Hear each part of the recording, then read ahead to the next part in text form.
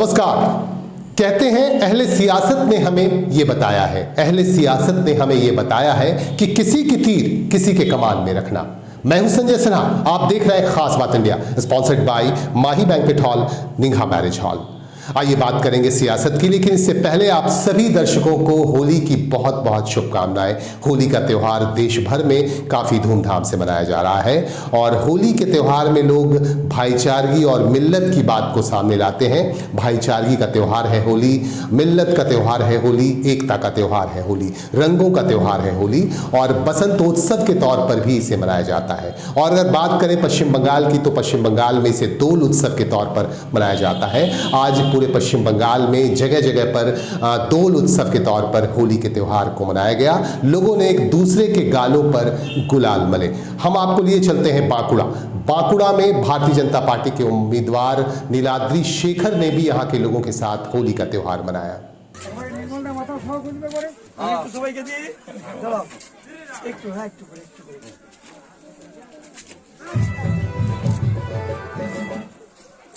भाई के আমার তো মেম্বার তো বাবা বুঝতে পারছো সভানেত্রী ও বাবা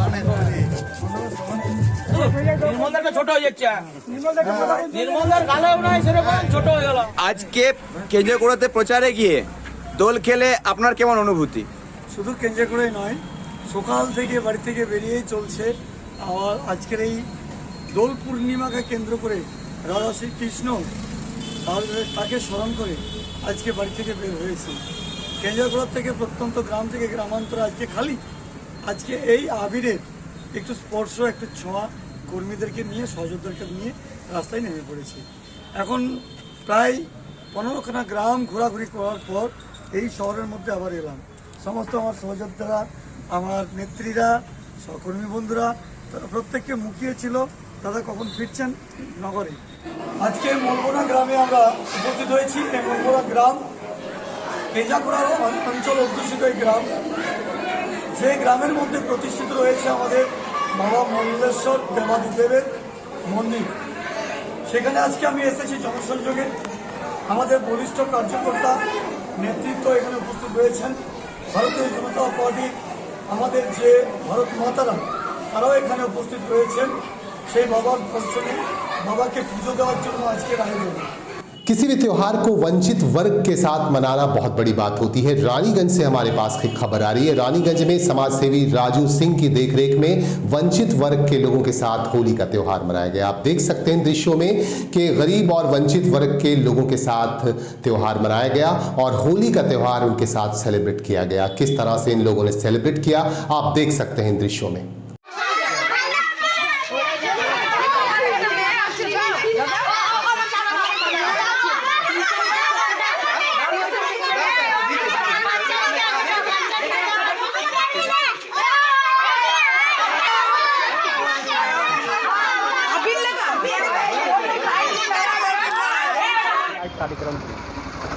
नमस्कार। सबसे पहले सभी को मेरे तरफ से होली की ढेर सारी शुभकामनाएं।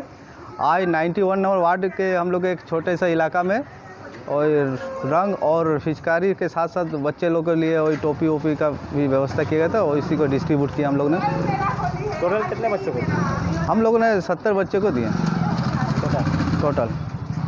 आज ये करने देखिए, ये रंग बिरंगे त्यौहार है और हम लोग चाहते हैं कि इस रंग बिरंगे त्यौहार आपसी भाईचारे के साथ शांतिपूर्वक से निभाएं और इसी तरह से जो हमारा परंपरा चलते आ रहा है वही हम लोग को आगे भी निभाना है। आपका नाम? Raju Singh, 91 number ward. होली के साथ साथ आज शब बारात का त्यौहार भी काफ़ी अकीदत और श्रद्धा के साथ मनाया जा रहा है। आपको हम दिखा रहे हैं कि किस तरह से शब बारात का त्यौहार मनाया जाता है। कहते हैं गुनाहों के लिए माफ़ी मांगने का यह ख़ास त्यौहार होता है शब बारात और अपने मृत आत्माओं को भी याद किया जाता है इस मौके पर और सारी रात इबादत की जाती है। आप देख सकते हैं दृश्यों में कि किस तरह से सजाया गया है और किस तरह से इबादत शुरू की गई है। इस संदर्भ में हमारे संवाददाता ने बात की एक आलिम से। उन्होंने ये बताया कि यह गुनाहों की माफ़ी का त्यौहार है और बहुत ही ख़ास त्यौहार है शब बारात। मुजफ्फर हुसैन रिजवी से हमारे संवाददाता ने बात की। आज की रात शब बारात की रात है और हम लोग के इस्लामी धर्म के मुताबिक जो हम लोग का अक़ीदा है कि आज के दिन अल्लाह तबारक व ताला आज़ादी की रात को मुकर्रर किया है। शब बरात का माना होता है छुटकारे की रात, आज़ादी की रात। और आज की रात की इतनी अहमियत है कि अल्लाह तबारक व ताला का बेपनाह फ़ज़ल होता है और अल्लाह फरमाता है कि आज की रात में अगर बंदा जाने अनजाने में किसी किस्म की गुनाह या गलती कर बैठा है और आज के दिन अगर बंदा अपने रब की बारगाह में उन गुनाहों को याद करके रोता है और माफ़ी तलब ला उसे माफ़ कर देता है और जिस जायज़ चीज़ की दुआ करता है अल्लाह ताला उसकी दुआ को कबूल करता है। तो हम तमाम मुसलमाना ने जो आज शब बरात मनाते हैं, अल्लाह ताला की रात भर इबादत नमाज़ें पढ़ते हैं, कुरान पढ़ते हैं, दुरूद शरीफ पढ़ते हैं और अपने लिए, बच्चों के लिए और अपने मुल्क की हिफाजत के लिए, अमन व अमान के लिए दुआ करते हैं कि अल्लाह तबारक व ताला हमारे इस मुल्क हिंदुस्तान में अमन व अमान और सलामती को कायम और दायम अता फरमाए। यहाँ रहने वाले चाहे जिस धर्म के भी लोग हों, जिस मज़हब के मानने वाले हों, सब के अंदर अमन और सुकून और चैन अता फरमाए। इंशाअल्लाह अल्लाह ताला अगर हमारी दुआओं को कबूल फरमाएगा तो हमें उम्मीद है इंशाअल्लाह हमारे मुल्क में अमन व अमान का फ़ज़ा खुशगवार होगा। आपका नाम पढ़िए। मेरा नाम, मुझे लोग मौलाना मोहम्मद अलहाज मुज़फ़्फ़र हुसैन रज़वी कहते हैं, इमाम बड़ी मस्जिद राजाबान रानीगंज। आइए बात करते हैं सियासत की, बात करते हैं राजनीति की। अगर पश्चिम बंगाल की बात करें तो पश्चिम बंगाल में पहले चरण का चुनाव खत्म हुआ। हिंसक घटनाओं के बीच पहले चरण का चुनाव हुआ, किंतु शांतिपूर्ण तरीके से चुनाव हो गया और पहले चरण के चुनाव के बाद अब लोग इंतजार कर रहे हैं दूसरे चरण के चुनाव का।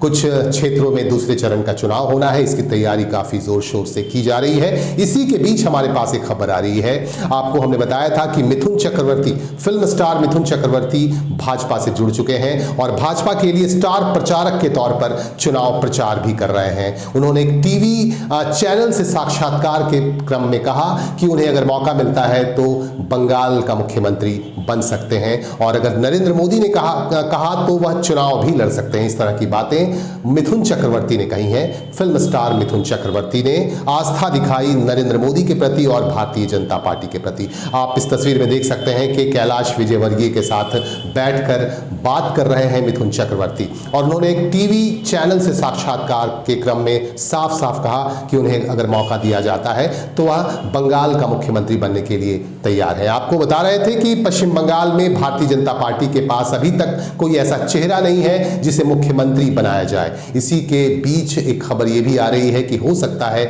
मिथुन चक्रवर्ती एक बड़ा चेहरा है, उन्हें मुख्यमंत्री के तौर पर उतारा जाए।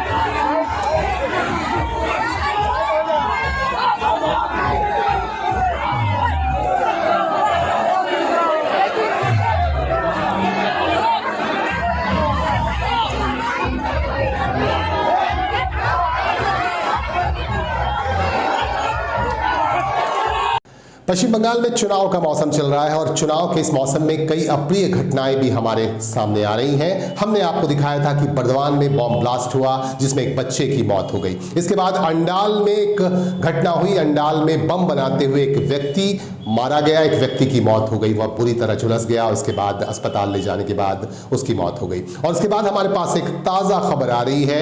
आज कुल्टी के लक्ष्मीपुर के जंगलों में 18 देशी बम पाए गए, जिंदा देशी बम पाए गए। स्थानीय लोगों ने जब देखा तो इनके होश फाख्ता हो गए। इन्होंने फौरन पुलिस को इसकी जानकारी दी और पुलिस ने तहकीकात शुरू कर दी है। बाद में तमाम जिंदा बमों को निष्क्रिय किया गया और इसके बाद पुलिस ये जानने की कोशिश कर रही है कि आखिर ये बम रखे किसने, कौन बना रहा था यहाँ ये बॉम्ब और उसकी मंशा क्या है। अभी तक हालांकि ये साफ नहीं हो पाया है, लेकिन पुलिस का कहना है कि बहुत जल्द ही उन्हें यह पता चल जाएगा कि ये बॉम्ब, जिंदा बॉम्ब किसने रखे।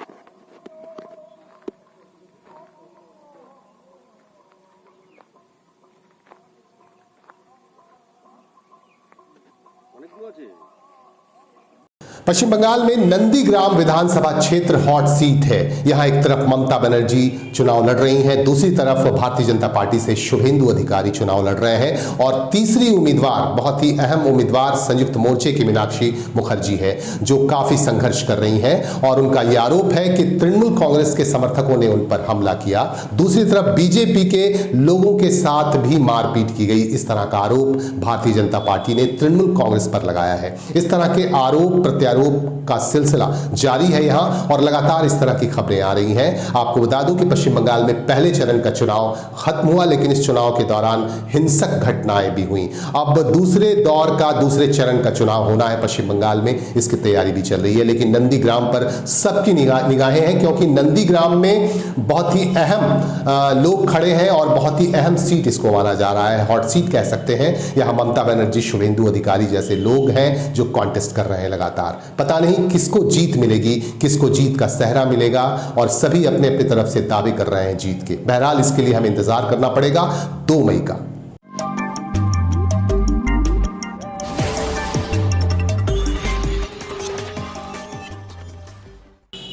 रानीगंज के ही भाजपा कार्यालय में दोल उत्सव यानी होली का त्यौहार मनाया गया। यहां भाजपा नेताओं ने एक दूसरे के गालों पर गुलाल मले। होली के अवसर पर देशवासियों को क्या शुभकामना दे रहे हैं? सबसे पहले भाजपा पार्टी कार्यालय से सबसे पहले तो भारतीय जनता पार्टी परिवार की तरफ से समस्त रानीगंज विधानसभा के वासियों को होली की हार्दिक शुभकामनाएं। चूँकि पिछले वर्ष जो है कोरोना का समय था, हम लोग होली उत्साहपूर्वक नहीं मना पाए थे। इस बार भी कोरोना काल घटा नहीं है, फिर भी सेफ और सुरक्षित रह के होली मनाएं। और भारतीय जनता पार्टी की तरफ से ये आह्वान है कि हम लोगों की असली होली 2 मई को होगी। तो उसी के साथ फिर से पुनः आप सभी को होली की हार्दिक शुभकामनाएं। बढ़िया से होली मनाएं, खुल के मनाएं, जम के मनाएं। और अब हम आपको लिए चलते हैं बांकुड़ा। पश्चिम बंगाल के बांकुड़ा से हमारे पास खबर आ रही है। बांकुड़ा में तृणमूल कांग्रेस की उम्मीदवार सायंतनी बैनर्जी ने यहाँ के बच्चों के साथ, यहाँ के महिलाओं के साथ होली का त्यौहार मनाया। आपको बता दूं कि फिल्म अभिनेत्री सायंतिका यहाँ से उम्मीदवार है, तृणमूल कांग्रेस की टिकट पर चुनाव लड़ रही हैं और आज होली के मौके पर उन्होंने यहाँ के बच्चों के साथ होली का त्यौहार मनाया।